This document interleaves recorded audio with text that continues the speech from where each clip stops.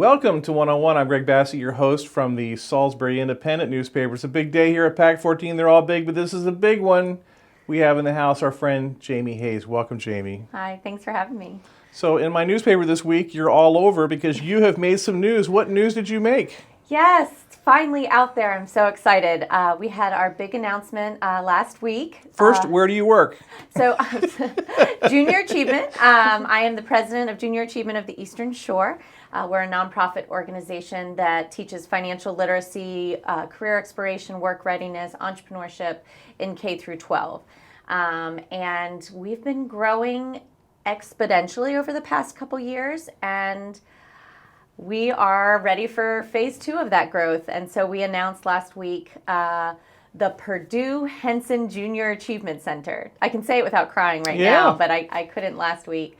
It's very exciting. I've been with Jay 15 years, and this will truly change the way we educate our kids. And it's just highly immersive, experiential, extremely hands-on.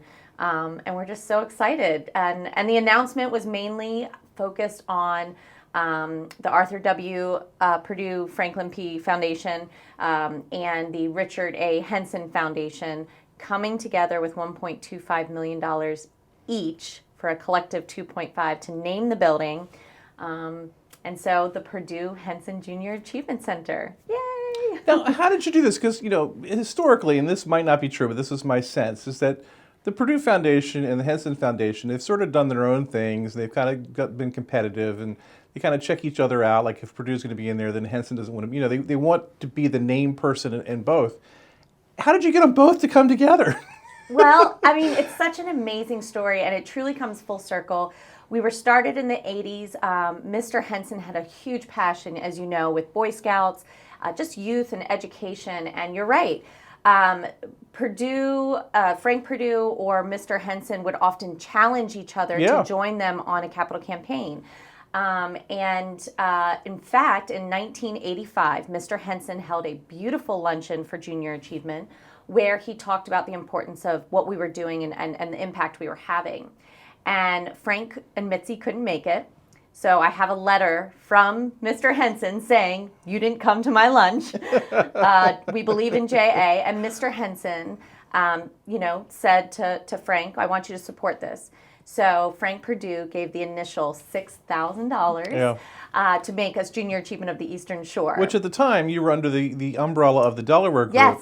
And it gave you your own independence. And back then, $6,000 was a lot of money. Was huge. And it was what we needed as a very small nonprofit to take that next step. So Mr. Henson challenged. Mr. Purdue lived up to that challenge and gave that initial investment that helped us become even who we are today. And so the amazing part of the Henson Foundation saying, this is something we believe in, and just like in 1985, we are going to challenge the Purdue Foundation to join us. And without hesitation, they said absolutely. So this will be the first time that Mr. Henson and Mr. Purdue's name are jointly on a building together. It's quite historical. I just have to say thank you for knowing the history, because so many people don't know the history. And when I go on about Mr. Henson and Frank Purdue, people just roll their eyes. People have already forgotten who Frank Purdue is, which just amazes me. And the announcement, if anyone has a chance to go on our Facebook page to look at the announcement, you can zip through all of my silly jokes. But Steve Farrow, who is Mr. Henson's nephew, just gave some great stories about when Mr. Henson was at the hospital and his health was failing. Frank Purdue went to visit him, in his room just to check in on him. And Steve Farrow happened to be in the room and got to see the two of them bantering back and forth and talking about business and the poultry industry. And, it was just such a cool story. And I hope Mr. Henson and Mr. Purdue would be so proud that joyful, playful friendship they had so many years ago is now coming together to impact 25,000 students. I mean, it's just a perfect story. It really is. Yeah. So I didn't do much to get them to do it. They wanted to do it, and they jumped at it, and we were grateful. Well, as one of the themes of the show is I'm wrong about everything. So, you had your JA Inspire, and that was the first time I was like, wow, they are really touching a lot of people with this thing. So we'll talk about that. But then when you wanted your own building, I'm like, why do they need their own building? Can't they just like use like space at SU or Warwick, just like rental space? Like what? No, JA needs its own building. And I was like, they don't need their own building. And it seems like you're gonna have your own building. Yes, and it's not just any building. It's 25,000 Yeah. square feet. I mean, it's the old Kmart building over there by Oak Ridge Baptist Church. In fact, that area is now called Oak Ridge Commons. Right. And we will be taking 25,000 square feet of the end unit where the garden center is. That'll actually be where the students enter. But the reason why we need such a large facility is it's a highly immersive experiential way for students to be an adult for a day. So they'll walk into the auditorium, and depending on what grade level they're in, the experience changes. But my favorite one is our finance park, where they'll get a life situation. You're 32 years old, you make $28,000 a year, you have 2 kids, good luck. And the auditorium doors open, kind of push them out. And we say, see you in 4.5 hours, hope you can make it all work. Yeah. You know, there's volunteers helping. And at the end, you realize I need to work harder in school so I can make more money. Yes, exactly. Well, and it you know, it's interesting. We assume that kids know what a salary means, and whether it's 30,000 or 80,000, that has no relevancy to them at all. But when you put pen to paper and you start budgeting, you start to realize the financial implications of not budgeting or not understanding or dropping out of school or not. You know, you don't have to go to college necessarily, but you need to be able to provide for your family or provide for your lifestyle or do the things that you want to do, and that requires, you know, some sort of decision, you know, for a career. And you can be a plumber and an electrician, you could be a scientist, you could be an architect, whatever it is, understanding that there's decisions that have to be made and that they also, you know, jump off of each other. You can't get the Navigator and not pay for the gas and the insurance that goes with the Navigator. Right. You can't get a 2-seater car if you have 4 kids. So just understanding that each decision kind of falls and relies on other decisions is such a huge eye-opener, and it makes school more relevant. All of a sudden you're walking into class like, now I know why I need to understand all of this stuff. Right. You know, maybe not Algebra 2, but, you know, when you get to college, you want to be able to understand what options are there for you, or if you're not going to college, what options are there for you. And that's where JA Inspire also, you know, was definitely a big deal. Yeah, it's really important because schools already have enough to teach, and Right. you know, your personal financial stuff is such a personal thing. You don't necessarily want that taught in school, but this is another option, and it's so important in how you live and dictate your life. Right, absolutely. And our schools are our number one partners. So, you know, we so often hear, well, why aren't our schools teaching it? Well, they have so many other mandates and so many other requirements.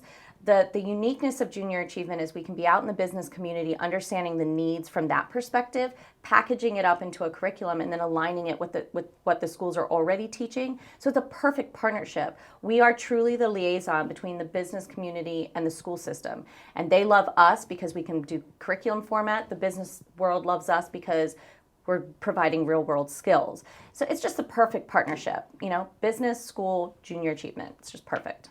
And having the building, I think, will give you more gravitas, will have much more of an impact when the students go there. They'll realize that they're part of a special thing. Yes, and you know, there's 58 of these across the United States. And so we have a long list of alumni that have gone through this. They remember so many details. And I don't know about if you remember your childhood. I don't remember any details except for maybe Disney World. And so, you know, maybe we're the Disney World of education, but they remember the feeling or the questions or the experience. I mean, it will look like a mock city. They will physically walk into a car dealership. They will physically walk into an insurance agency. They will make decisions based off of the knowledge we've provided them. It's all about choices. We don't tell them how to manage their money. We show them how they can manage their money, and then they get to make those decisions. Well, politically, you've done something magical because I was at the vaccine event with Governor Hogan, and Carl Anderson, our delegate, was there, and he was showing the governor the plans for your building. That was the first time I thought, this building thing might actually be going to happen.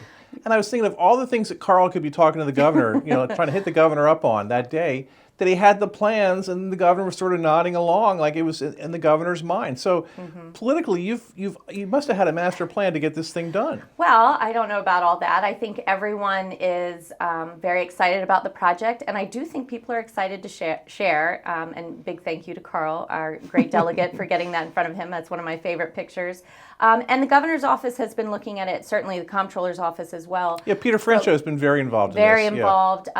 Both of them have really put a light on what junior achievement's doing across the state. And again, we have 3 of these facilities in Baltimore, PG County, and Montgomery County, and then Wilmington, Fairfax. I mean, we're surrounded. So why doesn't the Eastern Shore have one? We deserve one. We need one. And the reason why they're looking at it is because it's having such great impact across the shore, across the bridge. So for us, we deserve it. It's our time. So what are you going to put in the building? What am I going to put in it? Yeah, and what's your timeline? So we hope to be open by spring 2023. We're working on some of the concept drawings now. But in essence, when students arrive there, or if you arrive there for a tour, it will look like a mock city. But there will be other components. We don't want to be pigeoned to a very specific curriculum. So it'll be very modular. It'll be able to switch with the needs of our community. So in 10 years, we'll continue to be relevant with whatever our needs of our students are now. I mean, we used to teach banking, and now we teach online bill pay. So 10 years is a lot of difference, especially with technology. But we'll have career exploration. So there'll be an area for students to understand industries, high demand careers, and how to get into those careers. Apprenticeships and things like that. We'll also have the opportunity for some entrepreneurial education that we hope to then pipeline into our beautiful SU Entrepreneurship Center, where they actually will formulate a business there. We teach, and they can actually formulate. So a lot of great synergy. You know, Warwick, we do a lot of work with them, especially with Inspire, and we'll just continue those partnerships, creating a pipeline to workforce, colleges, or whatever the needs are. Tell me more about Jay Inspire. That seemed like one of those things that was a little thing, and then all of a sudden it was a huge thing. Yes. That was one of those things that for years I wanted to do. I was a staff of 3. Right. It's a very expensive event, and I just didn't have the means to make it all happen. And we got a couple grants and a couple people on board early on to help fund it, and I had more staff, and we made it happen. And it is it's just, I was so sad last year that we had to do it virtually, and it was still impactful and it was still cool, but man, if you it's just amazing. So 150 businesses set up some sort of reenactment of what it would be like to be whatever that career industry is. No pamphlets, no brochures, no like boring tables. Yeah, you're not just walking around looking at tables. There's much more interactive. When you're 13 years old, how boring is that? Right. I mean, even I don't want to go to those, like we had a tarp laid down, bricks and masonry. They were building a wall. We had a backhoe. We had a rocket ship. We had a balloon, weather balloon from Wallops Island with an interactive TV where they could move the weather to predict it. These 13-year-old kids were just like, Tidal Health, AGH had, they were doing sutures. They were checking on lungs.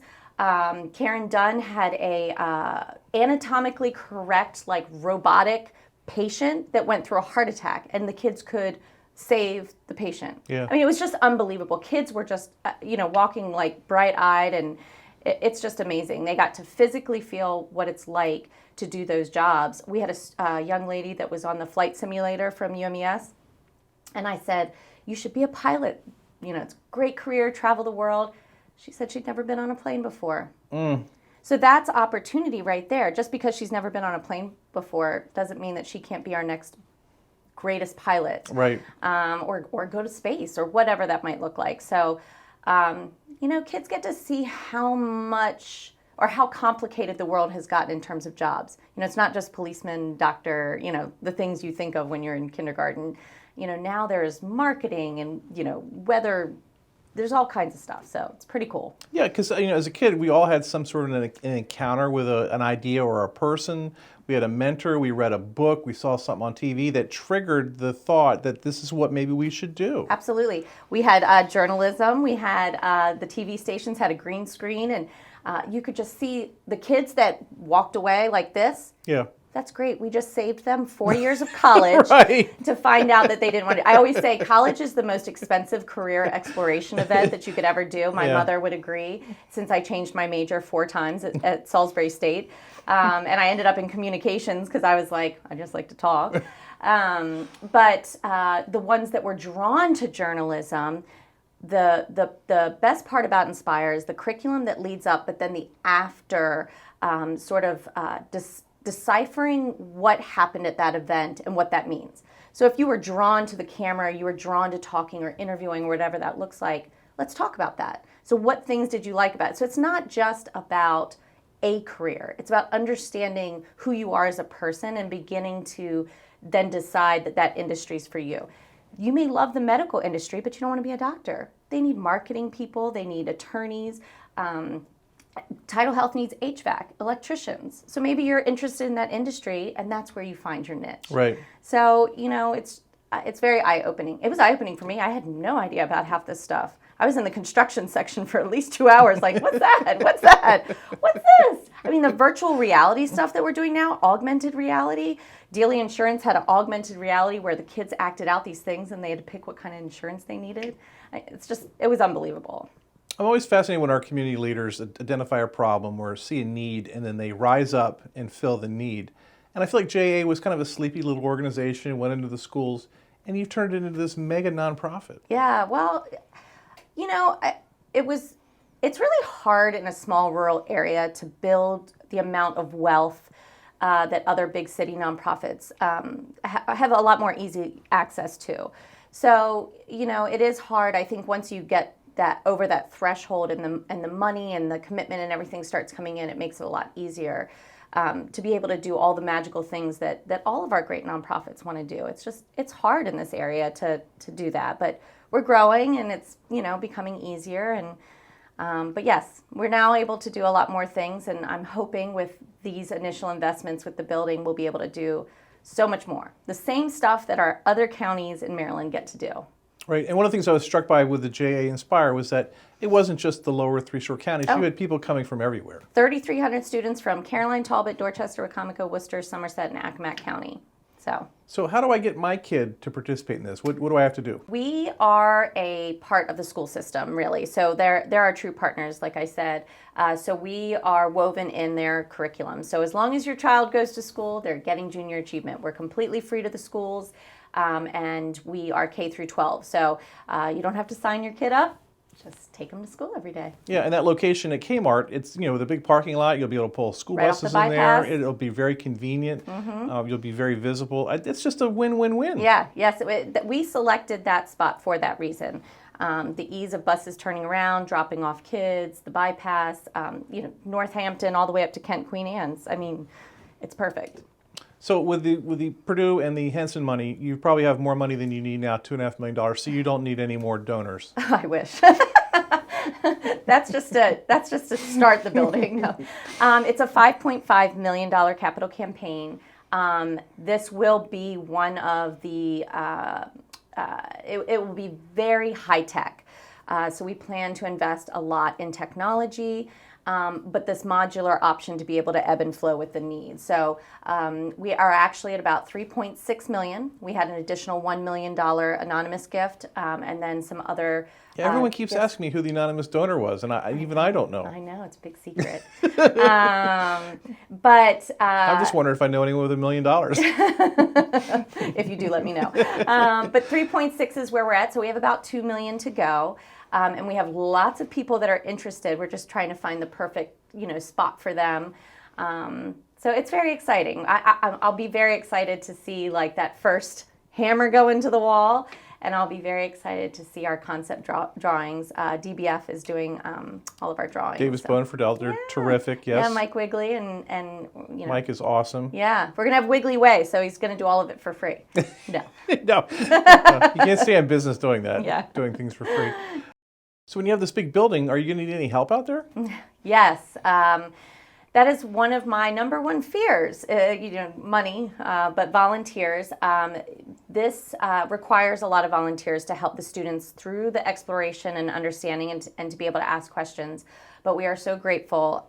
The Seidel School for Education over at Purdue, at Salisbury University, Dr. Henry, their amazing, amazing dean, who is such a resource here on the shore, is partnering with us. And we're hoping that not only do their education students have a chance, but we're looking at all of the school to help participate. Warwick, Chesapeake College, Washington College. UMES, and getting everyone immersed in helping us to it takes a community to raise a child. Right. And also, it's a great opportunity for businesses. It's a great team building event. It's a one-time deal. You show up, we give you the training, you help this really cool aha moment happen over and over again with a bunch of students. So yeah, we're over the next 2 years, we'll be doing a lot of volunteer recruitment and a lot of business partnerships and larger partnerships with organizations.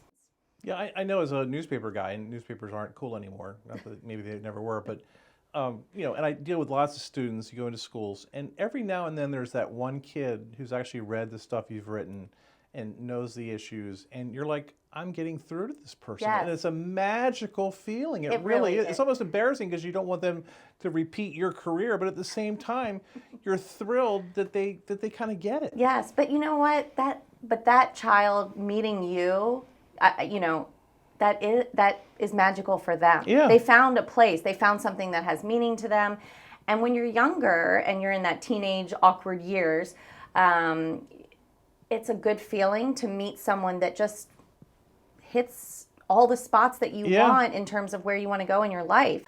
We may joke that you don't want them to go and Yeah. repeat your career, but to that little boy or that little girl, it may be the one thing where they're looking around like, I finally found myself. Right. And I think it's important that because now people are so complicated, careers are so complicated, that as many people have an opportunity to go in. I mean, same thing with agriculture, same things with, it's just so many opportunities out there that kids don't know about.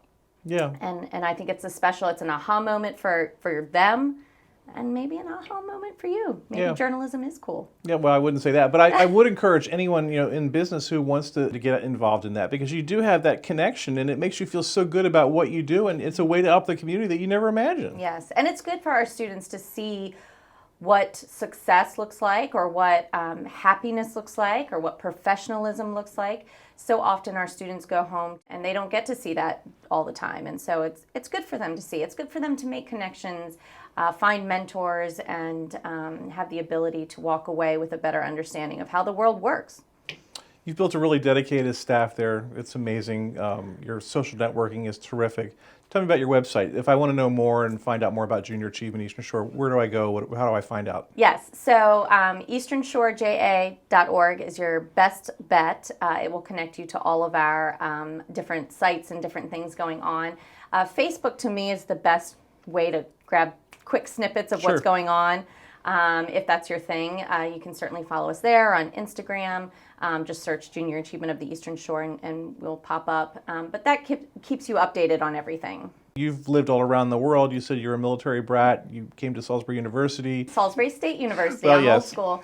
I loved it here. I think that I had just such a love for the Eastern Shore. I loved the vibe of the Eastern Shore. We're laid back, good people. We were close to Ocean City. We were close to Baltimore. We were close to, DC and New York. I mean, just everything's accessible. It was just such a cool place to live. And I think it's so great for our young people to kind of look around and find their place here. I mean, you can almost put your flag in the ground here much easier than you can in Baltimore, D.C. You're just a little fish amongst millions of other fish. And here you get to be you get to be unique, and you can find yourself here on the Eastern Shore. And I think the tables are definitely turning, and many students are starting to see the benefits of being on the shore. How did you evolve into that? So my way of helping, I just like helping the community. I like being involved, and I was on the chamber board for many, many years, and I think there's so many amazing organizations doing such great things out there. That's my way of giving back, is to help them either be successful, whether that's the business side of things or volunteering or helping them raise money, because that's usually what I get asked to do. It makes me feel good. It makes me feel good that my daughters see me caring about my community and doing something about it, not just sitting home complaining, just rolling up my sleeves and getting involved. Yeah, you have 2 young daughters I that you're do. raising in the community. Yes. And my goal is, when we open, that my oldest daughter will be able to go through the facility and look around. And while it doesn't say Purdue Hayes Henson J. Hayes Center. I feel like I can look my daughters in the face and say, "Mommy helped build this," and it's going to help thousands and thousands of children. So, all right, tell me again how we can help you. Volunteer, advocate, donate if you have the means to do so. Just like me, I don't have necessarily the means to do so, but I can certainly roll up my sleeves and help find people to do so. So we will take any help, and we want this to be a community facility, and everyone, helping us be successful. Just they get to drive by and look at it and say, I had a part of it too. And your website again? EasternShoreJA.org. She's Jayme Hayes. She's amazing. She's the president and CEO of Junior Achievement of Eastern Shore. Big week for her, big donation. Look at it in the Salisbury Independent this week. You can get all the information there, and we're just thrilled that she had time to be with us here today. Thank you, Jayme. Thanks for having me. I'm Greg Bassett from the Salisbury Independent newspaper. Another edition of One-on-One right here on PAC 14.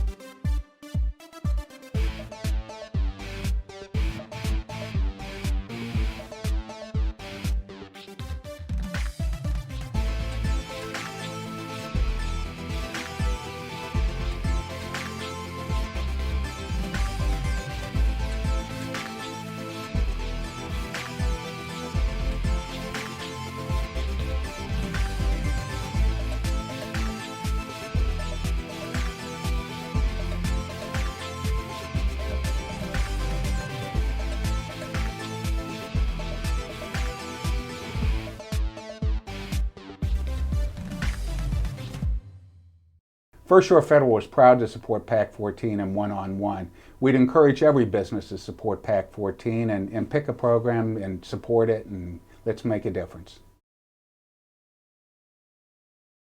I'm Dave Ryan with Salisbury White Comico Economic Development, and you're watching PAC 14.